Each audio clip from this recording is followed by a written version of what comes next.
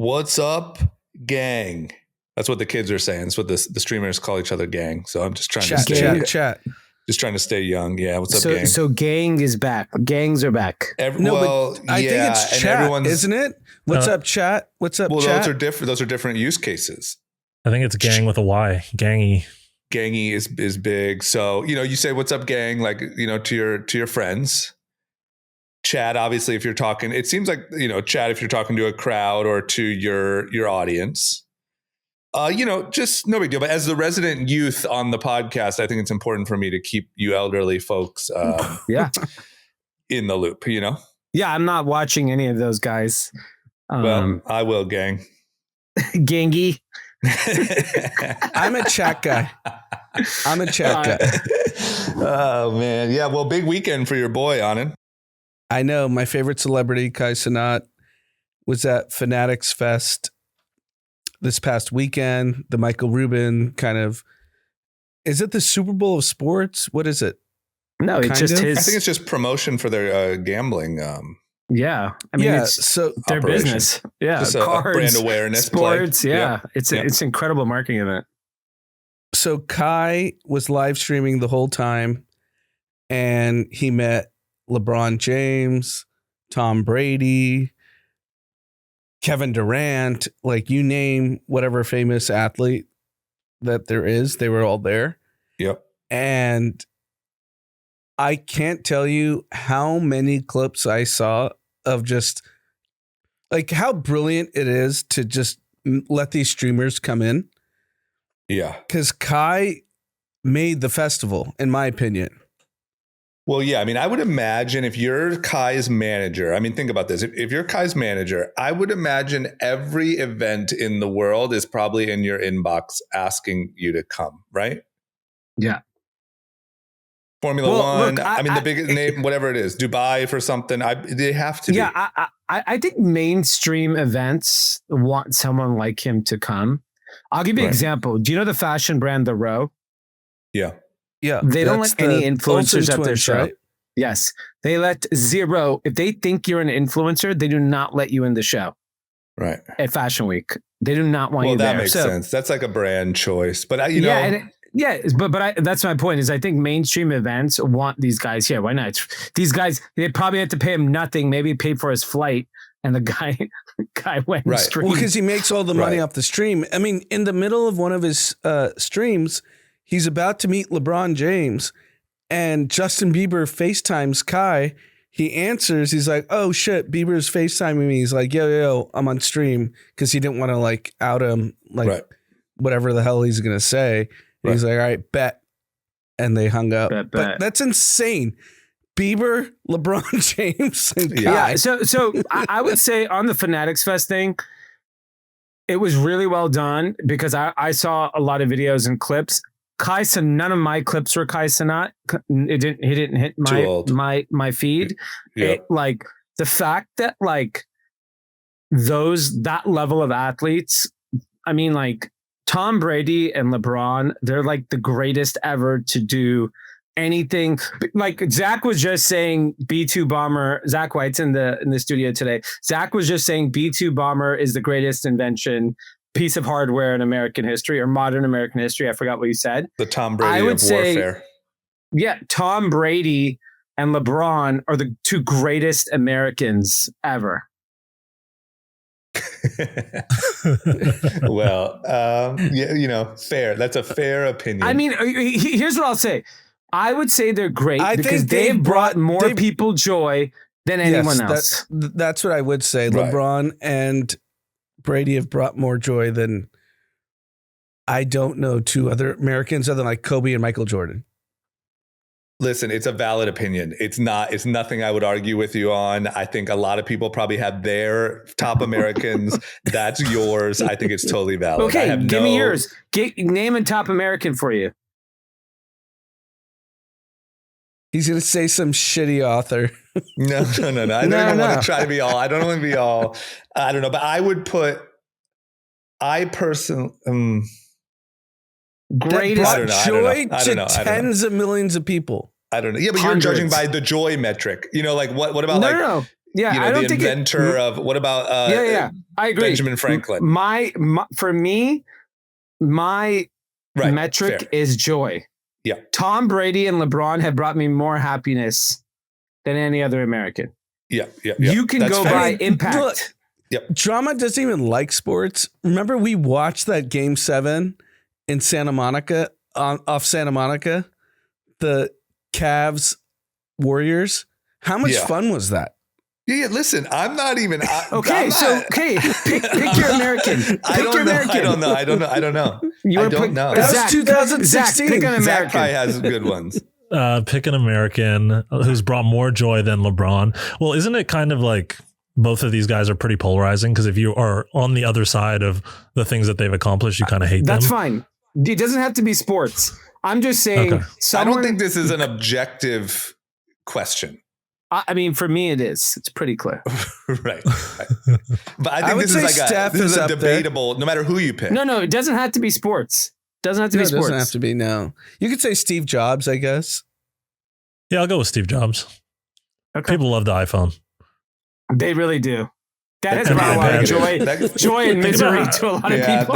That could have been a negative on America. How many kids love a good iPad? Like, you know, he's been bringing joy for generations. Okay, that's a good one. And he did Pixar.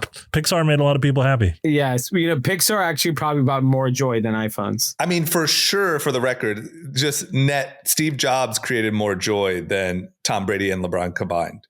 That's fine. If you like Candy Crush, everything that everyone does on their iPhones, global just pure joy. Global joy. Yeah. The problem with the iPhone.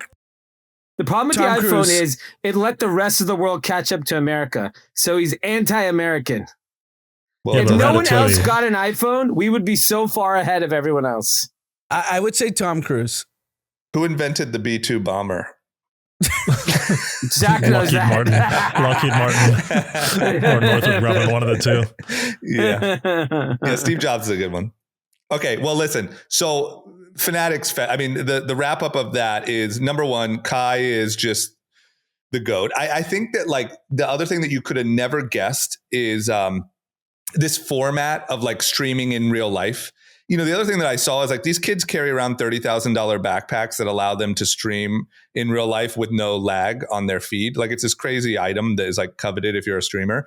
And just the format of being able to do that is just insane. And the fact that like the possibilities are endless. I mean, Kai can go to anything. All these kids can go to anything. It's also like, it just makes you wonder what a future event will look like. You know, like I think now everyone has their phone up at like a concert, but I think in the future, as everyone's streaming, when you see these people, all these kids are doing like streamer prom and streamer parties, and everyone's just like, you have to have a camera guy like we used to back in the Young and Reckless days, except for they're just following you at all times, streaming everything you do, every interaction, every cute girl you flirt with, everything is content. Your whole life is content. And the possibilities are just endless. They can go anywhere. Yeah. So I think that's fine. But I think the only reason why in this case, Kai's stream was remotely interesting is because Fanatics basically spent $50 million on probably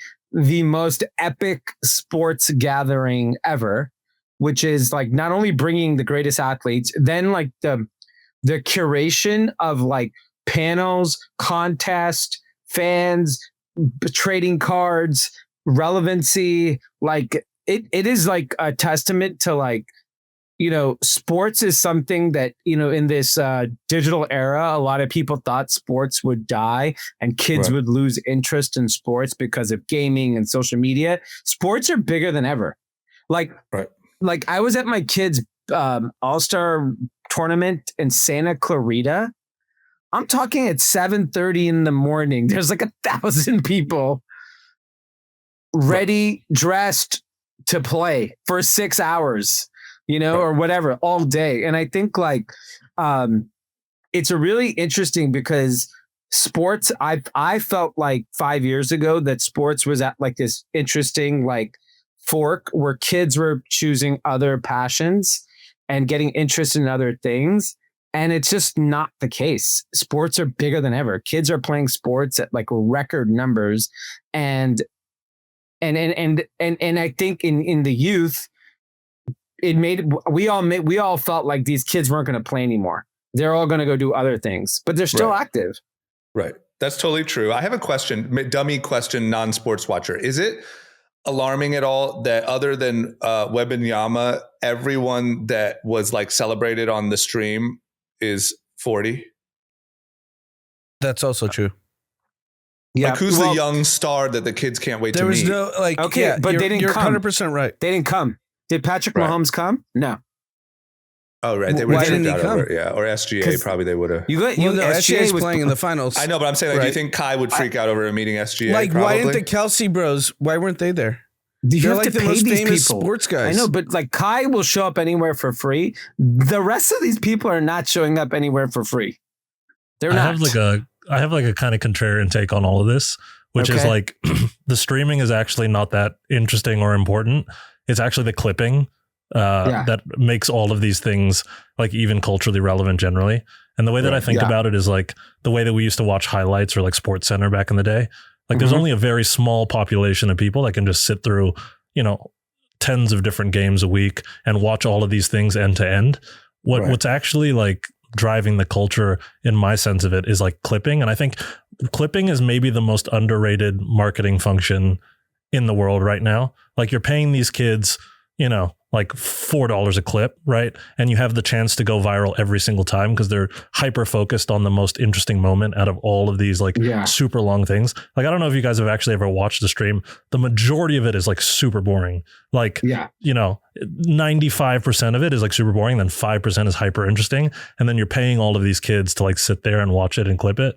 And so it's like, I actually don't think streaming, like obviously you need the streams to like generate the clips, but it's actually like what's actually happening here is like people are getting really good at clipping and driving attention to small moments in time in these super long streams.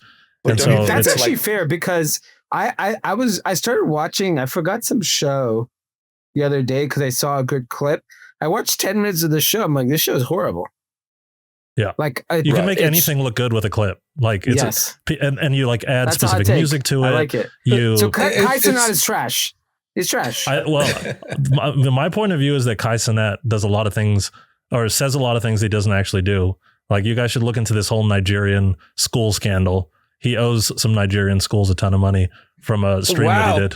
Wow, breaking. What's going on? That makes sense. Wow. I mean, Kai Cenat in 5 years will not exist is my prediction.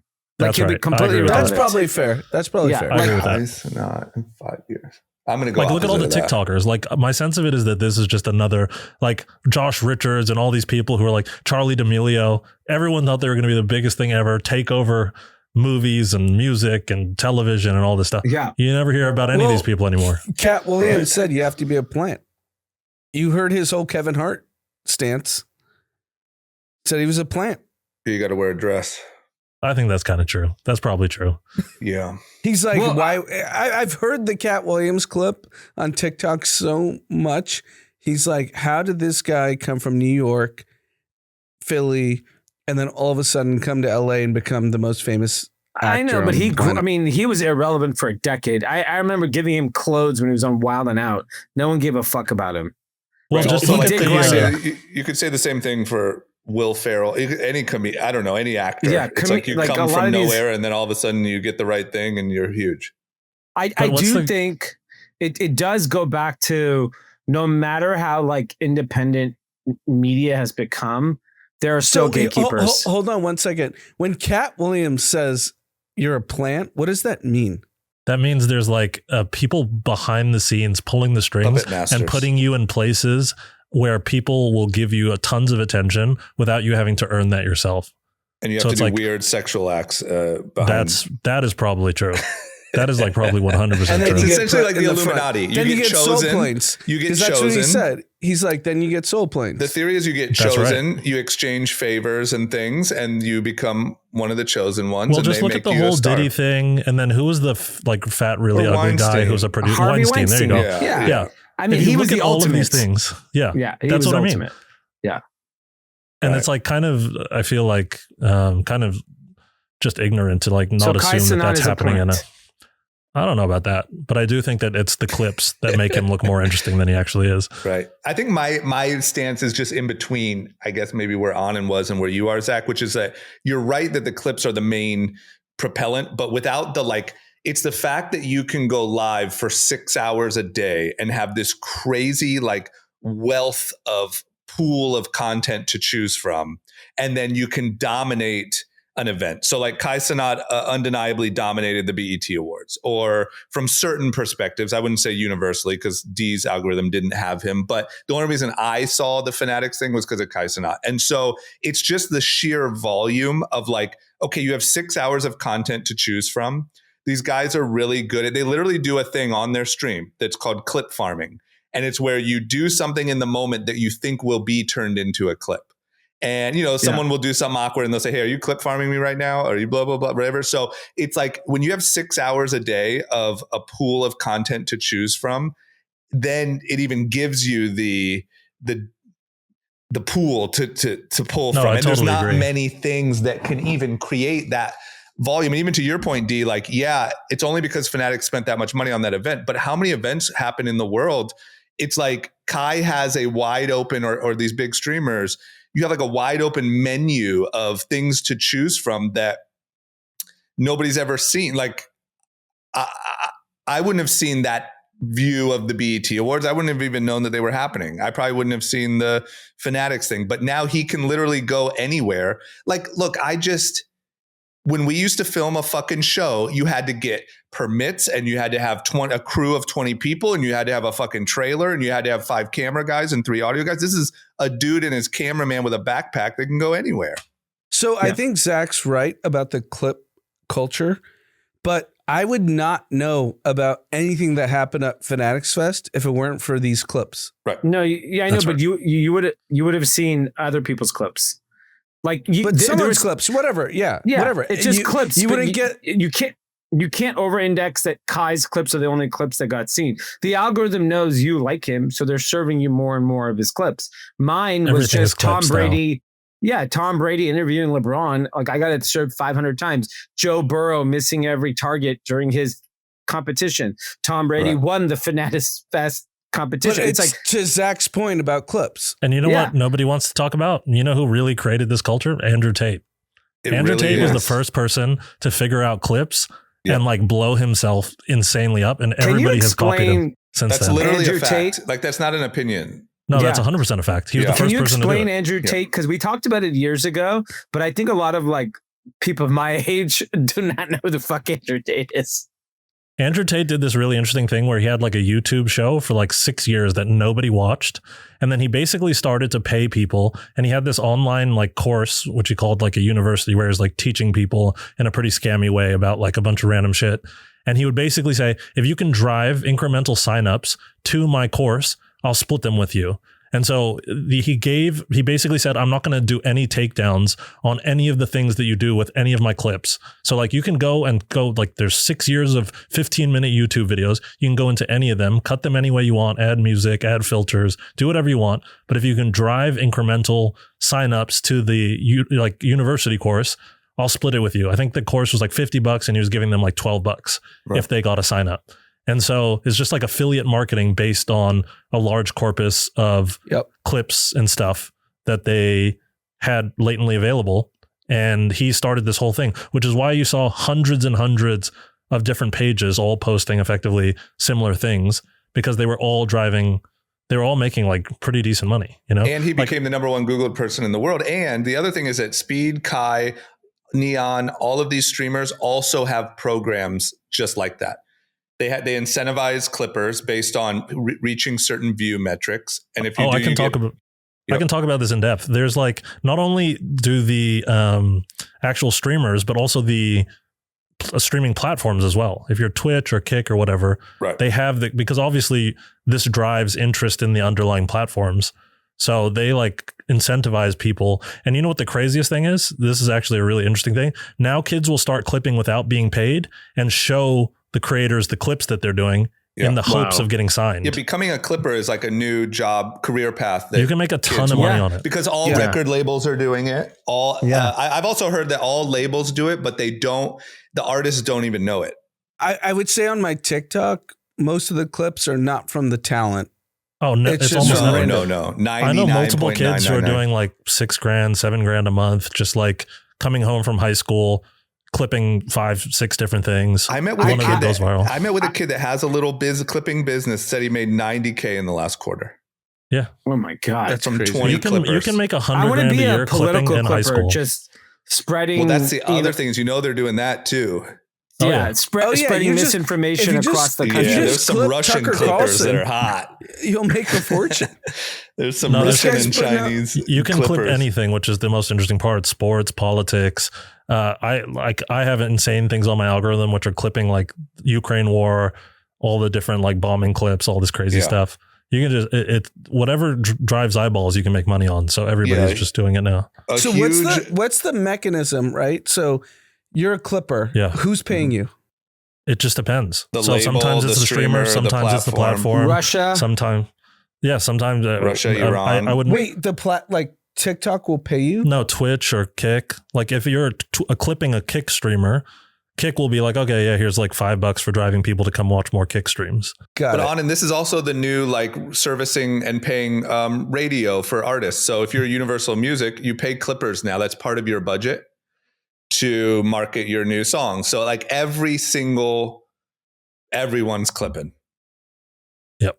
And so if you notice, if you look at hot hustle, if you see a hot clip, click on the page. Usually they're called like, whatever clips. It's its own little brand, and they're usually really good at clipping. Like these people take it very serious how to make the perfect clip, and you get incentivized based on performance. It's really funny because it's Game 7 NBA Finals. So obviously the game's over. Thunder won, but all day because TikTok knows I like basketball. I was getting Game 7 2016 Warriors Cavs, which was like one of the most epic games ever. Yeah. And they just kept feeding it to me all day. All day. Speaking of Zach, I watched one video of a B2 doing a flyover on South Beach, and my whole fucking feed is about, and I watched all of them. It was about why the stealth capabilities are so good, why another country can't mimic it or defeat it, why, even though it was created in whenever the 80s, it's still relevant. Like my whole day was studying the B2. TikTok is so speaking good. of that, let's get into the biggest topic. Wait, real quickly. Let's All-In posted their tequila launch. Yeah. I went last night. We did really quickly. Jason Calacanis actually listens. Yeah. Shout out to Jason. He was very nice. I got to try the tequila.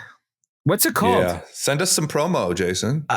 I don't know what it's called, but is it called the Besties? I think it's called the Besties tequila. It might be called the Besties. That's what was on the whatever you call the runway or step and repeat. Yeah.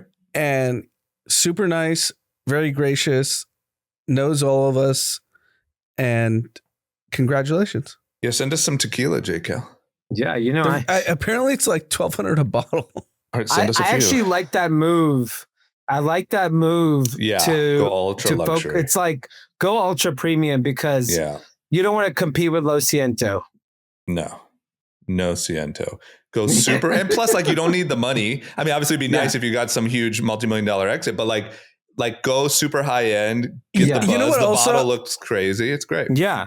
Exactly. What I loved is they were true to their brand because they talk about poker all the time. There's poker tables everywhere and they're all playing poker. Cool. All right. Yeah. No, they're crushing it. And I know they get a lot of, they're so famous now that most of the time people spend hating on them. That's how famous they are. Yeah, that's how when you know you're famous. Yeah. Yes. Like all I see is like in the White House. I mean, now it's like a new level. Yeah. I mean, like he was there. He was there. That's great. Their level of fame and influence. And I've listened to every single of.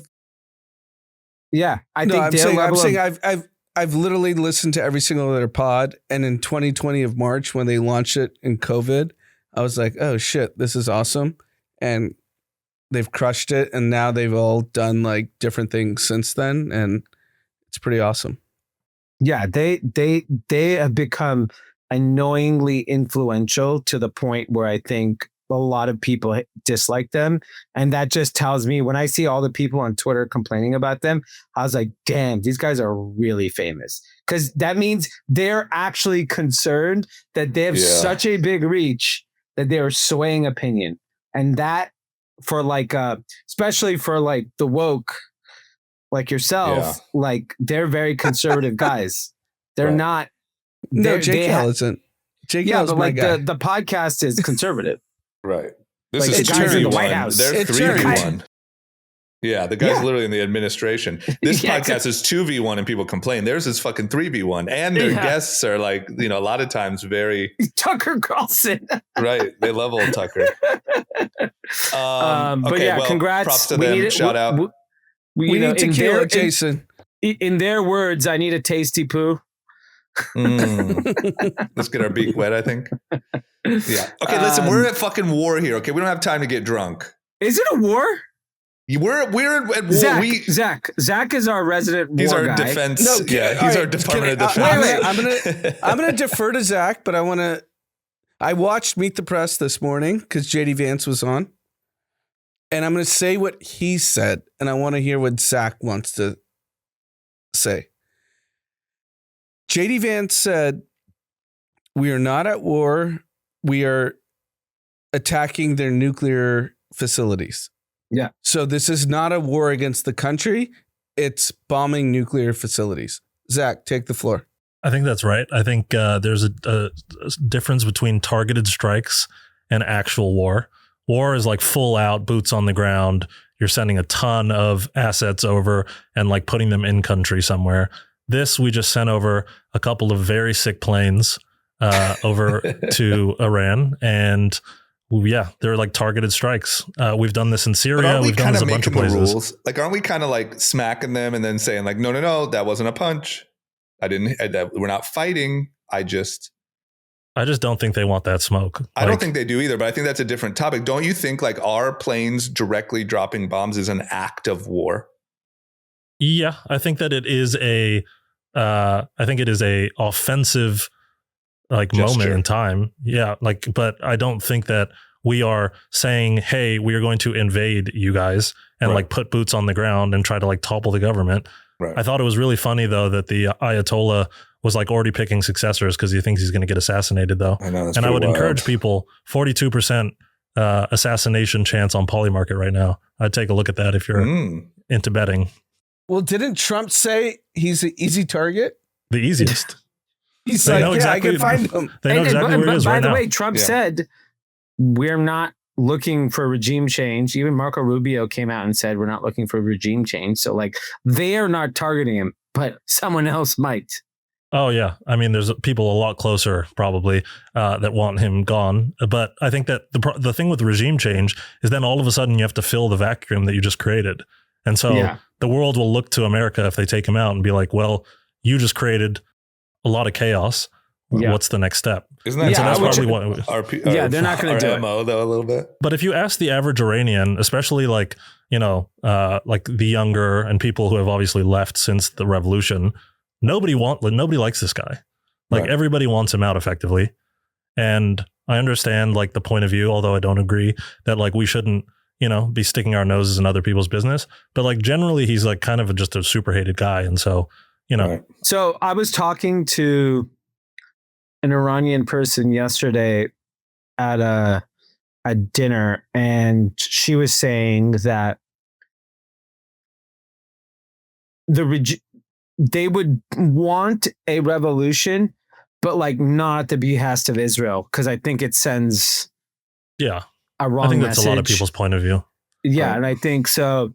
You can't make that change right this moment because it feels like Israel is making that change for you. Yeah, and so that won't fly. So here's a tweet Zach's buddy Sean McGuire posted today. So Khamenei, who's the Iran Ayatollah, he's 86. Putin's 72. Xi Jinping is 72. Netanyahu's 75. Trump is 79. He said there will be seismic political shifts over the next decade or so. I'll tell you, Khomeini's living to 100. Trump's living to 100. Putin's living to 100. These people are not dying. I don't think any of these people are dying anytime in the next 2 decades. He said a decade. I think it's 2 decades. These people who like these people have all the best healthcare in the world. They're not fucking dying. Putin had like brain cancer, quote unquote, a few years ago, and look at the guy. Right? Like, unless someone, I just thought it was an interesting tweet. Yeah, or does it just feel that way because they're just so larger than life, and like that is a valid thing. I think there's some truth to that, but then you look like 10 years ago, the fucking North Korean guy died, and they're just running the same playbook still. So, I think that there's probably some truth in that, but in some of these places that are like extremely nationalistic, they're fairly resistant to change, it seems like. Yeah, I mean, I look, let's actually talk about what happened. So what happened was 3 nuclear sites were supposedly taken out. We don't know because Iran keeps denying that anything was taken out. Oh no, they have Google Maps on this right now. You can check it out. Okay. So they got smoked. Gone. Yeah. Okay. Yeah. And so fascinating thing. How many B-2 bombers were sent there? I think it was like 7 to 9, something like that. Okay, yeah. that flew from it was it was a pretty sick mission. So can you explain what a B-2 bomber is? A B-2 bomber is a stealth bomber, costs the U.S. government around $2 billion, and it is each plane, and it is shaped, and the material science on the planes are such that they do not get picked up by radar or any of the traditional tracking mechanisms that you might use in the military. And so, like, the joke always is, if you can see a B-2 bomber, you're not the target. Because the whole point. But anyway, the mission was like super sick because they sent 9, I think, or 7 B-2 bombers. 4 of them went to the Pacific as like a diversion. Like, I think they were sent to Guam or something like this. Mm-hmm. And then the other 4 just popped up in Iran because you can't track them. So, but they flew from here to there. It was like you said, 36 hours, refueled multiple times. Well, they had they refueled multiple times, in the air because they right, but I mean, refuel, like apparently they had a microwave, a fridge, and a bathroom in the plane because you obviously had to live your life. Anyway, keep going. It's nuts. Yeah, I mean, just the B-2 bomber, one of the most impressive pieces of American hardware ever made. I do gotta say, like, I'm not a war guy. I wish there was no wars. I wish we never fought a war again. But there's something about seeing these B-2s like in formation flying down the Florida coast and like fucking 36-hour missions and bunker busters. And it's just like, fuck yeah, dude. Why do you think they do it over NFL games? So like during the Super Bowl, they do, they usually do a flyover. But the last couple of years, there's been a lot of these domes, so you don't feel it. But when it's in a stadium, when you see it above, seeing this B-2 bomber, it's fucking, you get the craziest chills. You're like, the God players damn cry. it, we're gonna blow the fuck out of anyone who ever looks at us the wrong way. It does. The guys who are on the sideline, are crying when the flyover happens. Yeah, it's like national anthem. There's something flyover. About it. Yeah, because it's so powerful. It's just like it's a reminder of just, and this is like the recurring theme, and this is why, like, I think a majority of Americans have gone conservative, is because there is like a deep appreciation if you live in America and you get all the privileges of being an American, and you realize what it took for any country to reach its independence and have its kind of domination. It's basically impossible, right? And so it's like, especially like these older people who have like brothers and cousins and uncles and dads who died in fucking wars. Right. Like, that's why they're crying, because they're like, dude, half my family probably died in 100 wars over the last, 75 years. And so it's a lot. And so it's very easy today to go on the streets of New York City and say, like, crazy shit about your politicians and the country. but you weren't around when like shit was at stake. Like, right. But it's also the reason that you're able to do that is because of that B-2 bomber. Yeah. You know, there's something about like, it makes me feel like how like a girl must feel when she feels protected by her big, strong boyfriend. Like you just feel like, man, I'm like, whoa, like there's something so much fucking like, I feel so safe. I feel so like there's something. I mean, like shit can get real. I feel like that when I'm around a friend who can like beat, you know, someone's ass. Right. Or it's like when you go to an event and you have security. It's just like for a minute you feel like, oh, the reason I'm able to fuck around and have fun and do a podcast and talk shit is because of that fucking thing. And I think that the thing that most people don't appreciate is that like what actually a lot of the American military industrial complex is like strength through deterrence, right? Right. Like you just want to be the biggest, baddest, most aggressive person in the world because it's like, you know, I guess the analogy would be like, if you're an MMA fighter, how many people are picking a fight with you? You know, if you're John Jones or like any of these guys, how many people are coming up to you and like, you know, trying to start something? And I think that that's like actually a very important thing that like most people don't realize that we have to maintain, because the second that you look weak is the second that like all these other countries, there's so many countries that would love to see America blown off the face of the map, including Iran. Iran has run multiple parades.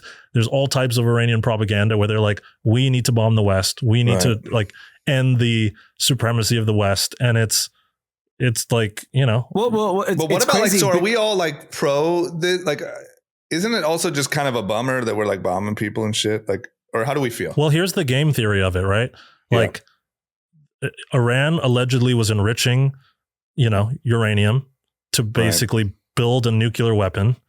There's one place in the world that they would use that nuclear weapon, which is Israel. And obviously Israel is like a very polarizing thing for a lot of people. But if Israel were to get hit with a nuclear weapon, we would 100% be liable to go in there and back them up. And so like effectively what this is like, if we don't want World War III, there's some proactiveness that needs to happen. Otherwise, if you just let... From my understanding... Oh, sorry, keep going. Well, I think that it's like, you know, if you let this happen, the chances of World War III happening increase significantly. Like, right. So here's just my question. And I haven't decided on a stance yet on this, but to me, my only other side of that is it feels like they've been saying that Iran was close to a nuclear weapon for a very long time. And it feels a little potentially weapons of mass destruction-y. Like, are we sure that could 100% be the case? Right. But like, I will say that if you look at it, weapons of mass destruction led to boots on the ground in Iraq. Like, and, you know, like right now we are just specifically targeting these very specific areas, you know, like, I think that that's the big difference here is that we're not sending aircraft carriers full of troops to go like invade Iran. So would you, if that did happen, you would be...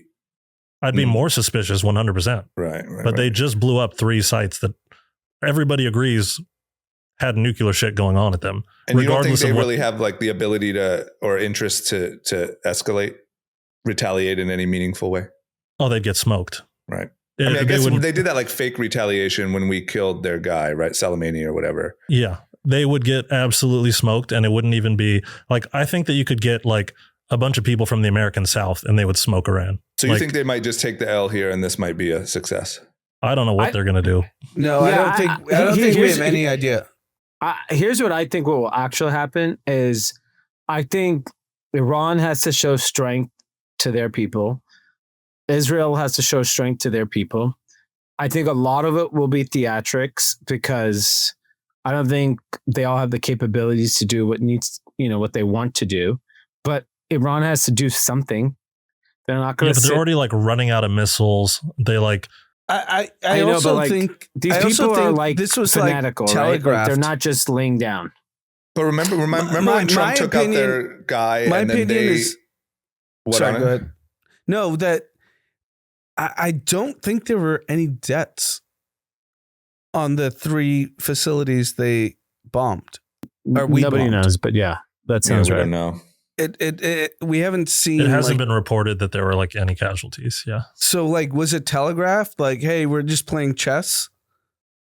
I think they knew that was the target if there was ever a target, because I think they actually did a really good job of not telegraphing, like with all these fake Netanyahu meetings and sending B-2s to Guam and all this stuff. I think they just knew if anything comes, it's going to be targeted there. I don't know. I think global geopolitical stuff is way more complex than us as normal citizens, that we have no idea what's really going on. And we could speculate, we can debate, but everyone else with a podcast microphone's a fucking expert, so why can't we be? I'm an expert. I know I'm an expert. I know I'm right. What's your take, D? Like, how do you feel about the action, and what would you guess happens next? My feeling is, if this is it, then I'm cool with it. Like, yeah. So if you just look at the markets, they're kind of flat on futures. No, they're getting kind of smoked.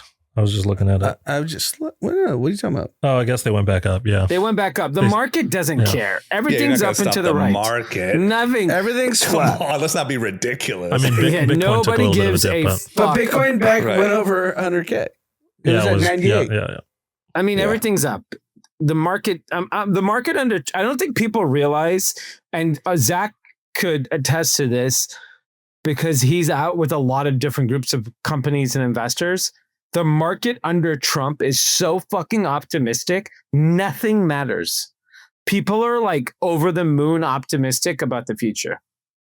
That sound right, Zach? Yeah, I think so. I mean, it's to the point that it's actually kind of scary. Like, it does feel a little bit like 2021. And that like gives me kind of a little bit of pause, but I do think that we have, it is euphoric, but we do have a lot of things in our back pocket that can like protect us from this for a little while. At the very least, like, rates haven't been cut yet. You know, there's like probably a few rate cuts that we could do before, you know, things got really bad. Like, we do, it's not like we're up against the wall and things are euphoric. We do have some stuff in our back pocket that would. My counter to that would be, in 2021, we were handing out stimulus and we had low interest rates. Now we have kind of mid to high interest rates, no stimulus, and it's this feeling. So it feels like we have a decent amount of runway of that feeling. Yeah, but there's also like some, you know, canaries in the coal mine potentially, which is like the last couple treasury sales have been like pretty lackluster, and, you know, the bond market has been a little bit all over the place. But, you know, to your point, anecdotally, the average person feels like pretty optimistic about it all. So I've heard multiple people like in the last week being like, Bitcoin's going to go to 3 million, you know, all of these, like, so that's like incredible. Yeah. I mean, if Bitcoin goes to 3 million, that means stock S&P 500 at 10,000. So like America is getting richer, right? Like literally S&P is probably at 10,000. Did you guys already talk about Jay Powell? Like, is he political or not? We did talk a lot about Jay Powell on Wednesday. Like, so you guys already have your take of like not. I mean, I've been saying he's a moron for 4 years. So do you think not lowering rates in that last meeting is a little ridiculous? It is ridiculous. Completely ridiculous. I think the first part we need to rewind is 2021 summer, when inflation was 5.6%. If he had started to raise rates, we wouldn't be where we are today. Right. Yeah, but now inflation's crashing and he's just doing nothing. I like the take. I don't know if it's true or not or whatever, but I think this was from All-In actually, that the reason he did that then was potentially because the Biden administration talking point was transitory. And he went along with that, and then that there's just. But either way, he's supposed to be independent, so he's a loser. Understood, but I agree he's a loser either way. But I think that the take that he doesn't want Trump to look good and he wanted Biden to look good is interesting. But he was appointed by Trump. I know, but I just wonder. I think Trump appointed a lot of people that were just like recommended. Like I actually like the take on. I think it was All-In with Tucker Carlson, where Tucker's like at his golf club. What it was. Yeah. Yes. At like Jerome Powell's golf club in Virginia, they are, you know, they're all telling him, you know, they're all against Trump. They all hate Trump. So any chance they can stick it to him, this is an opportunity to. So like, you know, keep the interest rates going till you have no choice, and let's not be proactive. because what's the benefit to Powell? Like, who cares? It just feels a little ridiculous on the last one. I actually want to say the Cotu guy, Thomas Lafont. Yeah. He was on All-In this last episode, since we're doing like an All-In, like, hey, they actually know who we are. Great episode. Well, they talk about AI, and that guy's a genius. So the conference they talked about, I went to last year, East Meets West, and since it must have been at Rosewood, because it said it was at Rosewood every year. Yeah, it's ridiculous. So, to credit to Cotu, I'm not even a portfolio company of Cotu, so like, I'm an outsider in that crew. But they looked at us the last 2 rounds, built a relationship with their team. They invited us, and they invited me, and they said, bring your family. And I brought my wife, kids, took care of our stay. My kids had activities, pools, food, insane security. The beach was fucking roped off because it's ridiculous people at this event. It's like, for sure. Yeah. The most insane people you've ever met. And it's all like very casual. Like, I'm sitting next to like a Fed Reserve judge or chair or whatever it's called at dinner. It's just like insane how they did it.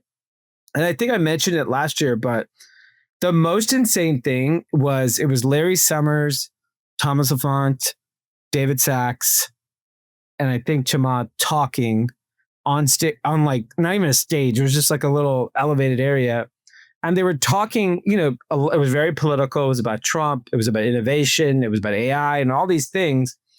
And in the background was a SpaceX launch, there's the SpaceX. Oh, I remember you talking about that. Yeah. I remember this. It was like, because you took Dom to watch the SpaceX launch, right? But that was a different time. But Haley and I were at dinner watching, and I'm not even joking. I have like crazy, I was very emotional about it, because it was like, imagine if a B2 flew over. Exactly. It literally felt like you're talking about innovation and the future. Yeah. And then like SpaceX, which I would argue is probably the most innovative company of our time by the most innovative person ever. And they're like talking about the future, and you're like watching in a clear California coastal summer sky, this SpaceX launch. I was like, fuck. And then, I sat through all the AI presentation. Satya Nadella spoke. Like, it was crazy. And these guys at Cotu, they're fucking smart. They're really goddamn smart. They're one of the best performing firms in the history, right, Zach? Yeah. They do really well. They also have unlimited money. So I think that they have like $2 billion in management fees a year, which is what, like $120 million a month to spend. So I know how much people at Cotu make. It's pretty comical. And if the average person knew how much you made if you work at Cotu, I think that people would be pretty upset by that, to be honest. but they perform. I'm not mad at that. But I said this on the last pod, that Desmond Bain, who D has zero clue who he is, makes $220 million. Why wouldn't you pay a Cotu guy the same number? They're getting, it's up there. They make LeBron James look broke up at Cotu. That's for sure. So here's the, this is really sidebar to that. I was telling my wife, we're watching all these kids warm up at 7:30 in the morning.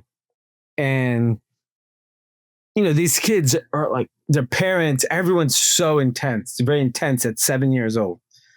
And, for us, it's new because our kid just like got into, this level of sports. So it's like a new thing. And I was like, fuck, imagine if they just realized if you're good at math, you can make more money than all Major League combined. Right. Oh, not only that, but like you can make that like if you're like 3 years into Jane Street, so you're like, I guess 24 years old, you're clipping $5 million a year, easy. And then think about it. You're doing that for the next 40 years. That's right. What are like, can you just tell me, because I honestly don't know this, even maybe just in quick terms, but like, what is the job of that 24-year-old? Like, what are they doing? They're building like statistical models around what the market does that are like actionable, right? So they will create a model that basically says, let's just take a random example. Commodities tend to trend a specific way when this macro thing happens. Right. And so every time we notice this trend happening, we will automatically invest a lot of assets into XYZ places because there's this trend that has existed that we are just following. So they are like creating all of these mathematical models around the way that different inputs markets in the world interact with each other. And then they get really complicated because, you could basically go down the biggest rabbit hole ever. Like, ships in the Red Sea, if there's X amount of ships in the Red Sea, it does this to soybean prices in Venezuela, which in turn, does this to chilies or whatever, and you can just keep going down that rabbit hole and drawing so they're just conclusions. Super nerd. Yeah. Well, it's just a little edge, right? And that's all you need. I mean, all you need, because they have so much money, all you need is like, 0.1%, and that's hundreds of millions of dollars. Right. Okay, that's cool. Because if you look at the difference between the S&P 500 and then like the most successful funds in the world, it's a few percentage points. No, except Renaissance. Like, I don't know. Yeah, there's except for Rentec. Renaissance. The Medallion Fund is like 66% over the last 30 years. Like, but that's like one.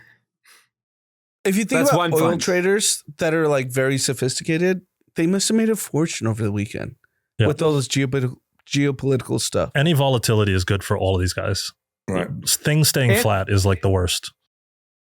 It does. If I'm going full conspiracy, if you look at the size of these funds, they're in the hundreds of billions of dollars, if not in the case of Blackstone, in the trillions of asset management.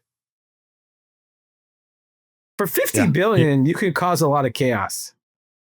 Oh, I mean, like there's a lot of funds that probably are doing a lot of interesting things, let's say. Yeah. Think about it. You just talked about, if I wanted to start a clip farm, what's that costing me? 10 grand a month? Oh, not less. Even. You're paying like $4 or $5 a clip. It just depends on how big you want it to be. Yeah. If I follow like the meme stock people on Twitter. They've all been pushing Oscar and Lemonade the last month. So I've been tracking them very closely. Both Oscar's stocks on fire. Yes, because if you're thinking about it from a clip perspective, if I'm a hedge fund, Lemonade's on fire. Yeah. You could just create the narrative that these companies are doing something great, have 500 people post it. The stock is up 50%. Yeah, no, I've seen Lemonade. I've seen Oscar. Obviously, I have a close friend that. I know, but like it has nothing to do with the business. It's just it's content. No, I know, but I'm just saying the stock is on fire. Wouldn't that be technically illegal if they found out that you were paying? It is technically illegal, but like it is. It's like what Portnoy was doing during COVID. Here's the thing that's much more likely is that they just have the most sophisticated models to react to any of this stuff. If it was down 50%, they would also be making tons of money. Right. Like it just doesn't. It just has to move. Yeah. It just has to. Just has to move one way or the other. Yeah. It just can't be zero. I wonder if you're one of these guys, like just a curious question, and I do believe probably maybe a couple of people got tipped off, but that these Iranian strikes were incredibly secretive. But like you're finding out about that, and you must just be like rushing to react. If you're running one of these funds, right? the like my understanding of it is that you have these statistical models that are like, 9 B-2s just left a base in Oklahoma. What is our confidence interval that this ends up in an Iranian strike? Right. And they probably have the most sophisticated guesses in the world. Because everyone they didn't know that they left. It was leaked that the bombers people on Twitter left. were talking about it all the time. Yeah. So they were probably like, this is an 85% chance. And now you have like the thing that I think has like really democratized this is stuff like Polymarket, Kalshi, et cetera, because you're actually getting live lines on the statistical likelihood of things. But what really is like the truth is that all of these funds have had these live statistical lines on everything for decades. That's so fascinating. I mean, just think about like now hearing you say it, you could literally do it for anything. Oh, for anything. Yeah.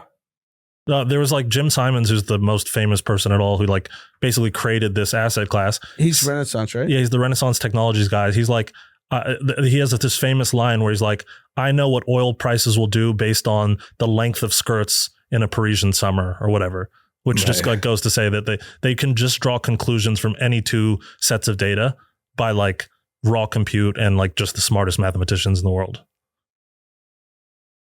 That's insane. No, it's insane. So I want to touch on two things before we wrap, because I know we're already at 55 minutes. One, the biggest flex this week is you're at a wedding in Venice. Yeah. What? Not Venice, Abercrombie. No, Venice, Italy. Well, there's only one wedding Bezos. that matters. Oh. I got an email from someone I can't name, said like, hey, I'm at a wedding in Venice. And then I was like, on Twitter, I was like, oh, this person's at Bezos' wedding. Big flex this week. I mean, that's I might just make that my auto reply tomorrow on my email. Yeah. Yeah. By the way, Venice, be back Tuesday. If you just want to enjoy like what feeling poor looks like, go on Daily Mail, check out Lauren Sanchez and Jeff Bezos wedding. Today they had a little foam party at the top. Nice. Lauren and Jeff just doused in foam while they make out and have a great time. Nice. Unbelievable content. The kids who are on the boat are golfing. They're hitting golf balls off one of the decks. The boat is $500 million, if those that are keeping track. And I'm dying to know who they invited. I think just famous people. They rented out the whole city. Every single hotel room in Venice is actually rented out for this, I think. This is the exact argument to why, like, you just have to be really good at math, because he was a hedge fund guy, right? Jeff Bezos. He worked at one of these quantitative hedge funds. He worked at like Hudson River. Or, Hudson River, I think. That's his whole background. Yeah. Yeah, math is the key. Yeah. If you want to flex on someone, just say you're at a wedding in Venice this weekend. I'm having lunch in Venice. Well, capitalism is alive and well. And then the second thing is I saw on Axios that American tourists are getting sprayed with water guns in Paris, Barcelona, Lisbon, and Venice. That's nonsense. I have like 500 friends in Paris. No one's getting sprayed with anything. I just got back from France. Did not get sprayed. Exactly. Big news. Maybe with champagne. This is a liberal fake news. That is the biggest Axios is fucking fake news. They're fucking full of shit. It happened one time. It was probably a fucking YouTube prank, and now it's beware. It's also the same way there's all these articles about like beware traveling to the US because we're fucking locking people up. Yes, the whole world has said travel warning to come to the US. Right. I will leave you with one thing that I was really fascinated with, which made me like extremely patriotic. So I had a meeting with a Chinese retailer in our office the other day, and the lady from China was talking about, she's just like, I was like, how's business? Their business, they have a US consumer base, and she was like, pretty good. And I'm like, how's business in China? She goes, pretty soft. The economy's tough. She's like, I just don't get it. She's like, stock market's at all-time high. People keep spending in America, like kind of saying it in a condescending manner. And I was like, it's America. We have unlimited money. We'll always have more money than everyone. There's nobody better than us. We're the best. Have you seen our fucking B2s? Clear. You better pipe down. Yeah, exactly. Send one of those things your way. Not only do you need our bomber, you need all of our money too. Yeah. Because none of these fucking companies exist without our money. Make it crystal fucking clear to the rest of the world. Yeah. So do you think the Bezos wedding is non-social, or everyone's posting? I think they're probably posting after the wedding. Yeah, you can't post. Like Magic Johnson's posting. I don't know. We could look. You can't stop him. Oh, I think that Magic Johnson is not nearly rich enough to be posting. Yeah. Like he's broke at that thing. You kidding? Yeah. Yeah. Guys, D, one step away from a waiter. D, did you guys talk about how rich the Labubu guy is yet? $22 billion. No, we haven't. Well, we just said that it was booming, but when you sent me the post of he's worth $20 billion. How funny is 22. that? 22. The stock's up 159%. And I'll give you my hot take. Most people don't have a Labubu yet. No, not even. Like 99% of the population does not have a Labubu yet. In 6 months, he's going to be worth $100 billion. Yeah, that might have been your best crazy prediction on the pod. Yeah, I mean, just because of the sheer like undeniability. Yeah. If you think about all the people who have made so much less money for like the fucking WhatsApp guy made like 8 billion. You know what I mean? Like, and he transformed communication. Yeah, exactly. Right. That's what I mean. Yeah. I mean, Labubu is like the funniest thing of all time. It's crazy. But I don't think it's stopping. Doesn't it just turn into Beanie Babies? It hasn't started. It hasn't started. I know people think it's a fad. I think it's not even started. No, it is a fad. It's 100% a fad. As the person who predicted it, it will be so fucking lame next summer to have a Labubu. It'll be the lamest thing on earth. It's a hot take. If you clip it, Josh. Clip it, and I will tell you for a fact, next summer, if you have a Labubu on your fucking Birkin or on your belt loop, you're toast. But what about like, don't you think it takes that long to like make it to mass? Like it's still in the Birkin So hold on, crowd. drama. You have a largely female-based employee base. Yeah. Do they like Labubu? Are they Labubus? I don't know. It hasn't come up. I don't know. I honestly don't know. But what I would say is that the sign to me of early Labubu days is it's still mainly being hung from Birkins. Yes. But this is my argument. I'll tell you why. I said this on the last episode. The problem with Labubu, the challenge with Labubu is it didn't start with children. It started with fashion.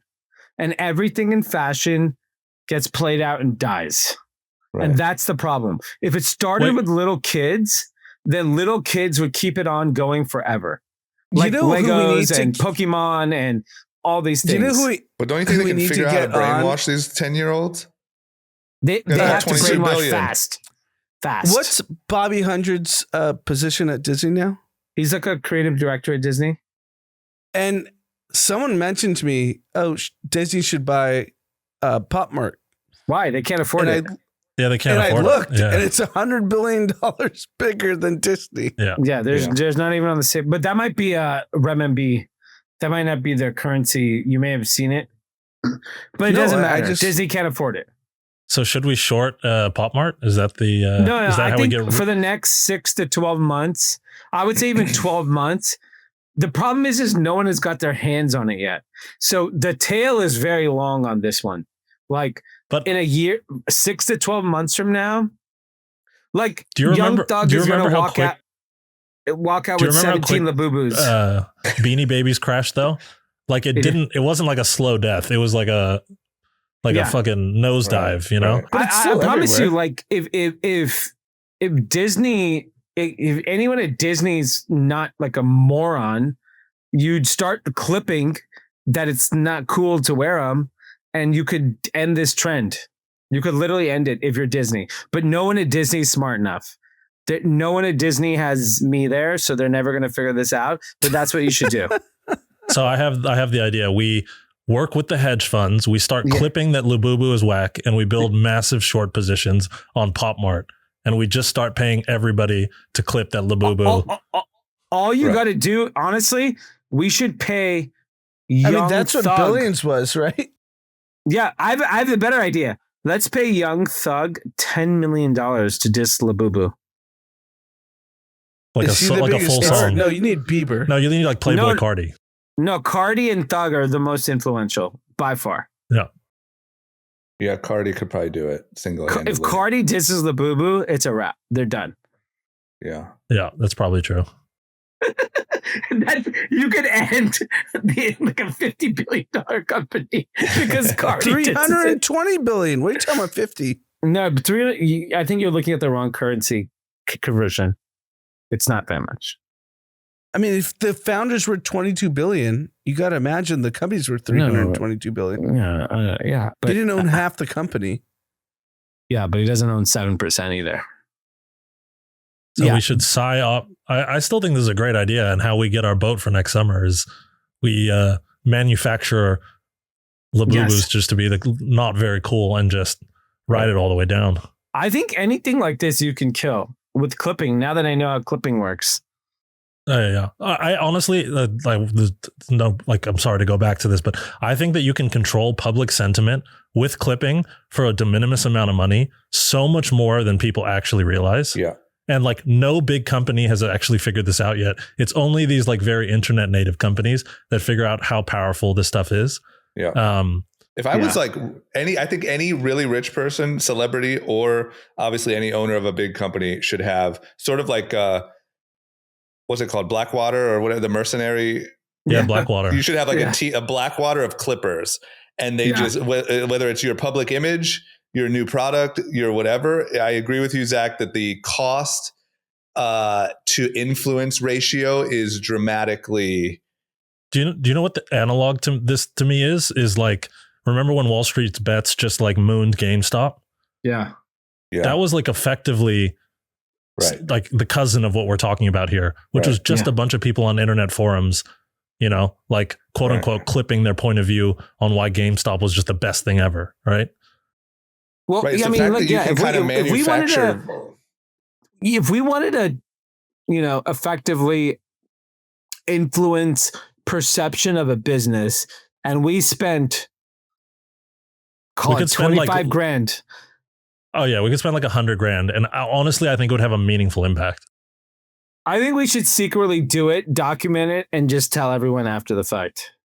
And if the SEC is listening, this is all in Grand Theft Auto. Just joking. In Grand Theft Auto. I'm not even saying like it has to be a publicly traded company. I'm more interested in like, can you change the sentiment of anything? Like, you 100% can. Like for example, like let's think of a restaurant that everybody loves, Din Tai Fung. If we went, if we went 29, walk out the door and puke. If we spend $200,000, can we just destroy Din Tai Fung easily for less than $200,000? I think easy for less than $200,000. If you have 100 people, have 100 people go into Din Tai Fung, walk out and throw up, and then have clippers clip it, and it'll appear to every person like everyone that goes to Din Tai Fung pukes on their way out. You could destroy any consumer brand? No. I think I could destroy a country. No, I think you could destroy almost any consumer brand. You can destroy almost anything. At least to the point where you could profit quite handsomely off of it. By the way, I think you can also create. D's right. It's 329 billion renminbi. Hong Kong dollars. Which is 7. It's 50 billion USD, but this dude still owns 22 billion USD. Yeah, that makes more sense. Yep. So I was wrong. Clip it. Clip it. That's the new clip it, gang. Gangy. Clip it, gangy. Chat. But I believe it. I think you can create excitement or destroy excitement for anything based on what I learned about clipping. Well, I also would like to just say real quick, sorry, Zach, I think that you have to look at it through the lens of that is what's already happening.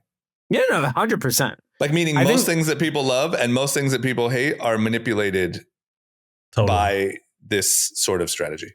And you know what? What's the even like crazier meta version of this? I don't know if you guys have been tracking on like TikTok and Instagram. Like, there's like all the AI influencers, so it'll be like the Yeti or like a random like groundhog or whatever, and they like have all of these like insane. Have you seen this? People using Google VO3. Yeah. So the only thing I've seen about it, which I'm a huge fan of, the gorilla who fought the 100 guys. He's talking about. He's like, man, the first guy. He has a post-fight interview. Dude, that's what you know. What I think. What? You know what I think the downstream effect of this is that you don't even need human clips at the end of the day. Like I think like at a certain point, you could just manufacture. You could like take an AI model and create 100,000 clips of a particular sentiment and just flood the internet with them for effectively even less than what we're talking about right now. And you could probably influence people's point of view on something really significantly. I would also argue, at the risk of going too far here, that that's essentially the same strategy that a lot of these like manufactured like protests are using. Is you do an event, it gets quote unquote clipped on all of the media and on all the social media, and you can very easily influence, let's say, opinion on Tesla or opinion on what. And I think it's the same strategy. You should see. When I was in Europe last week, the amount of people who were asking me if like Los Angeles was even still standing, right? Because of the No Kings protests, and I was like, that was in like the smallest part of LA, literally, like contained, incredibly contained. The amount of people I see driving around with, anti-Elon Tesla Club stickers, and the thing that I called them out on this pod and said that was super lame, and people wrote to me and said, "Hey, we're doing that so that our cars don't get keyed." Yeah. That's how much like the perception of like people were scared to even drive a Tesla around. And I think that it's way more manipulation than that's insane. A lot of people realize. I saw Kyrie post in front of Anta. Is the brand that big that in Beverly Hills, he's standing in front of the store that hasn't opened yet. Fun fact, Anta is the third largest footwear brand in the world behind Nike and Adidas, and they have the funds. So what's interesting is my takeaway from my China trip was that the Chinese brands are now like becoming popular. Pop Mart broke the mold. If you've been to New York City recently, there's a very, very, very, very extremely popular Pop Mart-esque chain called Hey Tea that is from China. That is literally on every corner, and the lines are out the door. It's like it's like boba, coffee, whatever. It's delicious. I just had some. It's so good. Yeah, exactly. And so I think what's happened is that historically, when you thought about a Chinese brand, you said copycat. You didn't say they were innovative, and you didn't say that they were unique. Today, Pop Mart, Haiti, Anta are showing you that like Chinese people have caught up, not only in terms of like innovation, but like marketing. The fact that I have Kyrie Irving, who's one of the most popular, he has one of the most popular kids' shoes right now from Anta, which adults don't know that, but like kids. Kyrie's one of the most influential athletes in the world. I'd say he's probably top 5, especially with really young athletes. He's very, very popular. Can I ask you a question about your trip to China real quick? Yeah. I heard that like the number one status symbol for like really rich Chinese people is Arc'teryx. Have you heard anything about this? Arc'teryx is the hottest brand in China by 10x compared to everything else. Like, what is it? I haven't even heard of this. What? So let me. I'm going to tell you the irony of Arc'teryx. I'm going to tell you the irony of Arc'teryx. There's a company that owns Solomon, which is a French brand. Yep. Arc'teryx. And Solomon's Wilson. a rich white guy brand. Okay. It is owned by Amer Sports Group. Guess who owns Amer Sports Group? Anta. No way. Arc'teryx is a Chinese fucking brand for all intents and purposes. That's incredible. And somebody just told me that all the Chinese billionaires, their status symbol is Arc'teryx. Yes. Like I'm telling you, we work with every major retailer in China. All they want is Arc'teryx. That's it. It's I've never been able to get my hands on Arc'teryx for the purpose of our business. It's impossible. You go to Arc'teryx in Soho in New York, 100% Chinese people. Yeah. Like people in America don't give a fuck about Arc'teryx. So is it a New Balance? But it was like comp? a cool guy, it's like North like Face. Kanye. Yeah. Arc'teryx is like a North Face. It's like it's really not shoes. No, it's high end technical shoes. Wear for like mountaineering. Yeah, Patagonia North Face. Yeah, high end, higher end, but even higher end. Yeah, but like Kanye used to rap about it. Like it was kind of like streetwear-y. Montclair. It is. No, it's not like designer. It's like extremely technical. Very technical. Yeah. Picture it's like for people who like mountaineer and stuff. Yeah. Like it's literally North Face. None of these Chinese people are mountaineering. No, but it's just like no. Mountaineering is big in China. Hiking, outdoors. Yeah, but these Chinese people are mountaineering. It's like, you know, how it becomes cool to wear like high level fucking technical, Salomons are like super technical hiking fucking whatever shoes, what the Navy SEALs wear, but like so does Chad, in West Hollywood at fucking Lemonade. Like it's like cool to have the technical.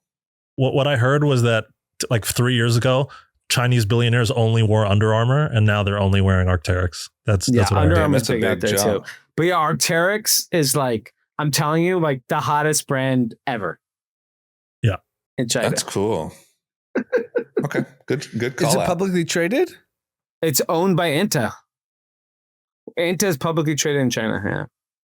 Maybe we should go long Inta. We might lose to China long term. Amir Group is actually publicly traded in America, actually, which owns Arc'teryx and Salomon. That might be the one. Clip it. That might be the one. And it's on fire. The stock's on fire. But it feels like it has long legs. I just feel like China's solving a lot of scary problems. They're also losing a lot of things, but no, like brand and culture. Yeah, like social media. That was my biggest takeaway from the China trip. Like, oh shit, they're so good at digesting and copying, but like now they actually are becoming cool, and that is very dangerous. They're AI with taste. I'm telling you, like what they've done on like fashion and like Pop Mart is like their first like I mean, if I'm the Chinese government, I am protecting and making sure Labubu never fades. Do you think do you I would be curious on your opinion on this. Do you think that China could create an LVMH, like something of that scale and cultural importance? 100%. If they technically own Arc'teryx, I don't see why you couldn't. If you own Arc'teryx, Salomon, like because you can acquire. If you acquire French brands, I mean that's essentially LVMH. Like, I don't see why not. Yeah, I mean between TikTok and Labubu, they control the American and fentanyl. Don't forget the fentanyl, bro. They got us with the fentanyl. My guy, they fucking got us. I mean, other than their economy and population issues, which are big ones, they got us in some headlocks that I don't know if we totally realize. Like the fact that we talked this whole episode about clipping and taking down companies and the power of it, that's all happening on TikTok. Yep. Yeah. The craziest headlock's the pharmaceutical one. That's the scariest one by far. Yeah, exactly. Yeah. All right. Well, like 80% of pharmaceutical precursors just come from mainland China. Yeah, that's a problem. Not great. All right. Well, hey, we got a B2 and I haven't seen any of theirs. So not only do we have a B2, there's a new B2 coming out in the next couple of years. Like a B21. It's going to be even sicker. It's black and yellow. The B21. Yeah, black and yellow. That shit's probably already out. We just don't even know it. The B21 is going to go crazy hard when that drops. Bro. When it all comes down, it's like, fuck it. We'll still B2 your ass. Yeah. You can keep your Arc'teryx, dumbass.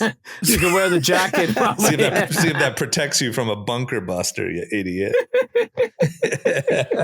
USA. All right. We good? Should we end on that? Yeah. Yeah, that's great. We have a couple comments. First one is from Joe Gel Chucky 619. I don't mind having less episode, just busting balls. Plus, you guys spoiled us. Day one listeners, man, you used to do a pod every day. Shout out to Short Story Long. That's our drama advertised group shot. All right.